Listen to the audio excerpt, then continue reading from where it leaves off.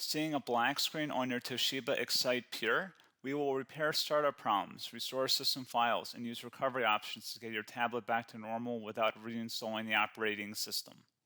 A lot of errors pertain to this problem, and we're going to go ahead and jump into what should hopefully be a pretty straightforward process, guys.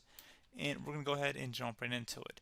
First thing I'd recommend doing would be to actually go ahead and boot to the troubleshooting utility on Windows 11. So if you do a hard power off 3 times in a row, Windows should automatically attempt to launch the startup repair utility. And if it doesn't find anything, it will give you the option to select advanced settings, in which case it will take you to a screen that looks like this. Now, if it does not take you to a screen that looks like this, or you're unable to get to that, you can also download the Windows 10 Media Creation Utility, or Windows 11. They probably will make a creation utility for Windows 11 at some point. And it doesn't really matter, you can actually run the Windows 10 utility on Windows 11 as far as I'm aware. And you should be able to run the troubleshooting utilities built in within it. So you just would go ahead and download it to an ISO file and then burn it to a DVD or USB. It'd have to be about 4 gigabytes or more. It couldn't be a small USB flash drive, and it couldn't be a CD. It'd have to be a DVD. And then you boot your computer from it. So depending on the computer manufacturer, you'd have to tap a different key on your keyboard in order to launch that menu, in order to select what boot drive you want to go off of. So it could be anything between the escape key, F2, F8, F12, for example, and those are the function keys on the top of your keyboard. So you may have to just do a little bit of trial and error. Shouldn't take you more than a couple minutes. Googling it would probably be best before you even begin. But anyway, we're ready to go ahead and jump right into it. So we're on the choose an option page. So these will look very similar whether you're booting from it directly within Windows itself, or if you're plugged in a USB flash drive with the media creation utility installed and you selected the recovery option. So when you are setting up your Windows 11 installation or Windows 10, depending on the drive you're using, there should be an option to repair your computer in the bottom left corner of the dialog window, one of the first screens that comes up. You go ahead and select that, and then it would take you to a troubleshooting screen like you see here. And you want to go ahead and select troubleshoot, reset your PC, or see advanced options. And then there are going to be a whole bunch of options in here that we're going to explore in today's video. The first one, we're going to actually go underneath advanced options and then select startup repair, fix problems that keep Windows from loading. So go ahead and select that first.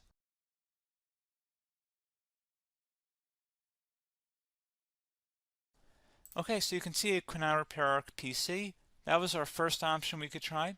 Something else, if we go back into advanced options here and then select troubleshoot, we're going to go underneath advanced options again. You can go ahead and actually access safe mode by selecting startup settings. And then if you select the restart button, you have the option on the screen select safe mode with networking, which will give you a key on the screen. It'll tell you which key to press to enter that. I believe it's the F7 key. It'll do that for you.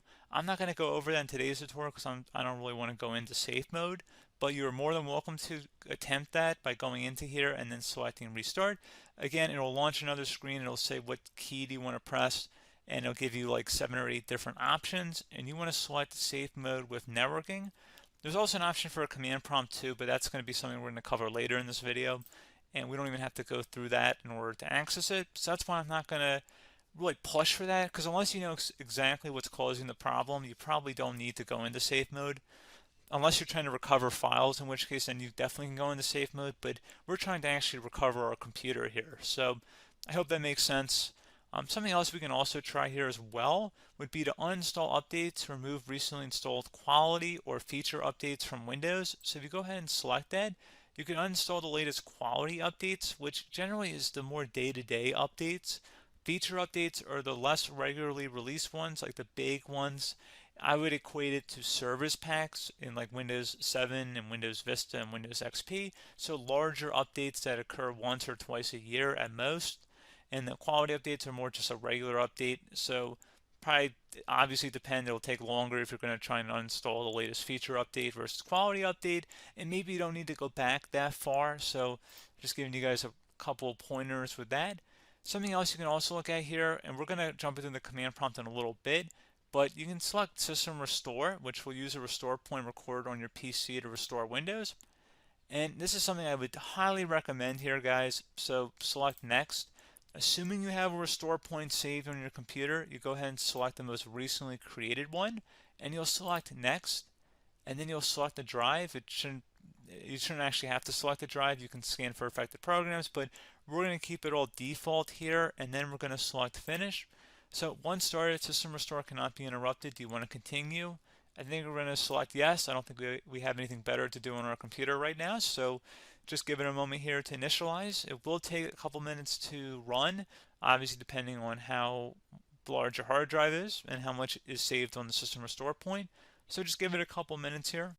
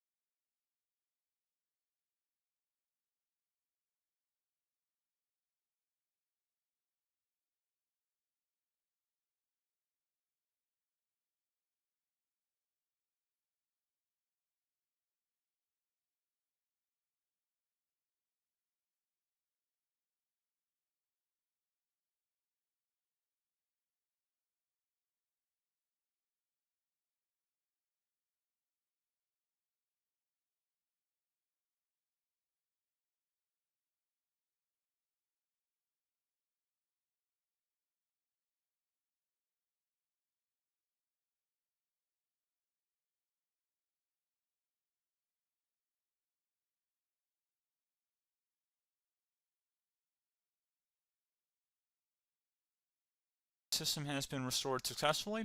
We're going to go over a couple different methods addition to that if that did not work. So I'm just going to pause the video and we're going to start back up back on the recovery screen that we started with. Okay, so a couple other things we can try here too. If you go back into Troubleshoot, you can select reset your PC, let you choose to keep or remove your personal files and then reinstalls Windows. You can select to keep my files, which will remove apps and settings but keeps your personal files. You can also select remove everything, which will remove all of your personal files, apps, and settings. So this is more of a factory reset, the second option here. First option, it should not delete all of your personal files. However, it will pretty much clear most of your programs. And keep in mind, there's no guarantee that your information, number one, is even still available and easily recoverable on your computer to the point that you actually would be able to recover anything. And the second point is that there's always a chance that it won't actually recover and it will just do a factory reset anyway. So there's no guarantee that actually would keep your files anyway. So I would recommend trying to get a recovery tool and backing that up first before selecting it anyway.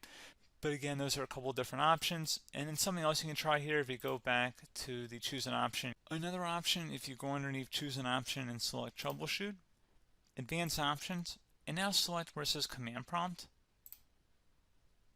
Okay, so the first thing we should do is type our main hard drive here. In most cases, it should be the C drive. So you just do a C colon and then hit enter on your keyboard.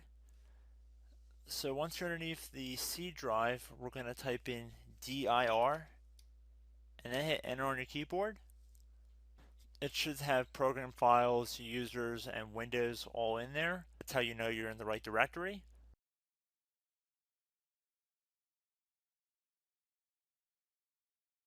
In some cases, it might be the D drive as well, so just keep that in mind.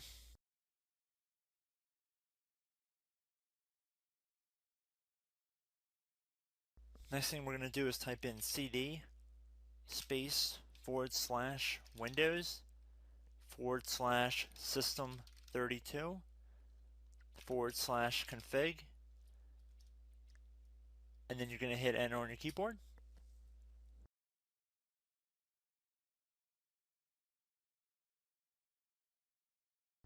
So now you're going to type md space backup, If you've seen other tutorials, it might also say to put down MD backup.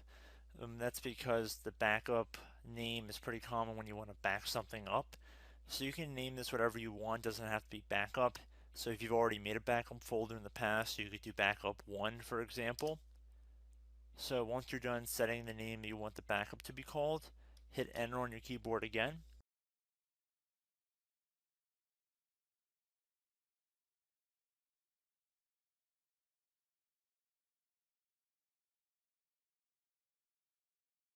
At this point you want to type copy, C-O-P-Y, space, then you want to do the star symbol above the 8 key, then do a period or a dot, whatever you want to call it, then another star sign, and then another space, and then type backup, and then hit enter on your keyboard.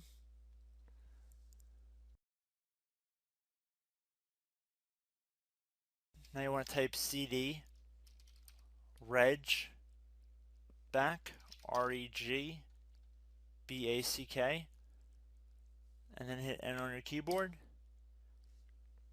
So now that we are under the reg back, so now you want to type dir again, and then hit enter.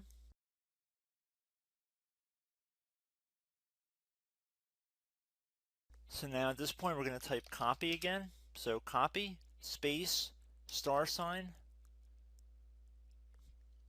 dot, another star sign, space, and then 2 dots. So we're going to type copy, space, star sign, dot, sign, star sign, dot, dot, and then hit enter on your keyboard again. So for overwrite, you want to overwrite all. So type A on your keyboard, so capital A, and then hit enter on your keyboard.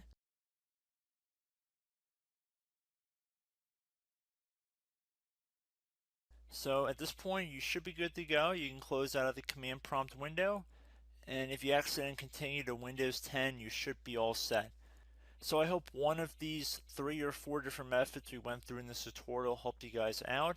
Again, I'm not sure if you guys heard me earlier, but try to go back into your safe mode if possible and uninstall any programs you know might be conflicting with the Windows startup if you can get into safe mode. So just keep that in mind. Something very simple like that could be blocking up everything. So again, I hope this tutorial helped you guys out, and I will catch you in the next tutorial. Goodbye.